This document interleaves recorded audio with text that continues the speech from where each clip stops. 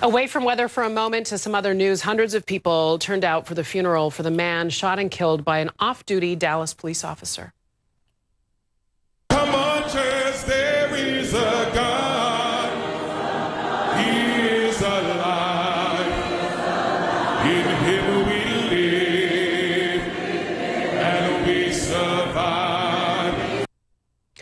This is the first funeral service for Botham Jean. The second will be held in his native St. Lucia. Jean was killed earlier this month by the officer in his very own apartment. That officer, Amber Geiger, said she walked in thinking it was her own apartment. She became startled, believed he was an intruder, and shot him. He's now charged with manslaughter. The Jean family pastor spoke about the case a short time ago. This family cannot rest until justice is served, and this offender is punished to the fullest extent of the law. From Texas, our correspondent Ryan Young, talk a little bit more about the funeral there. I can imagine it was one full of heavy hearts. Yeah, this was very tough to watch. I mean, I think anytime you see a parent having to go through this with their child, you can understand the emotions here. The family looked torn apart. But something that we haven't done during this conversation, and a lot of times we talk about what's going on with the case, whether or not the officer's been charged with manslaughter, what was going on, all the theories that people have in terms of how did she end up at the door. But what we don't focus on sometimes, and what we didn't learn until a lot to today, was the fact that this young man was someone that everyone thought was a bright light.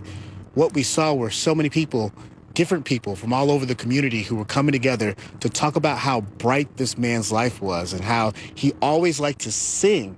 And to a point where every time he was singing, people were talking about how it would make them sing. And so when you think about it and you think about Botham John and you see his face in this program, you get an idea for just how much he was loved. And so his family, his coworkers showed up, his church family showed up, and then his extended college family showed up. They were all pouring their hearts out and talking about how much they're going to miss this young man. In fact, listen to one of the speakers today talk about how much they loved him. Thank you for the life of Botham. Thank you for his upright character, his upward momentum, and his lowly walk. We celebrate you for his giftedness, his brightness, and the effect he had on all that were blessed to know him. Yeah, he worked at PwC. You had one of the supervisors there show up and say there was 50,000 people who were supporting this family. You felt the love. And at the end, one of the pastors, basically in the news conference that we had afterwards, said that the officer should be fired. There's a lot of conversation about what happened with this investigation.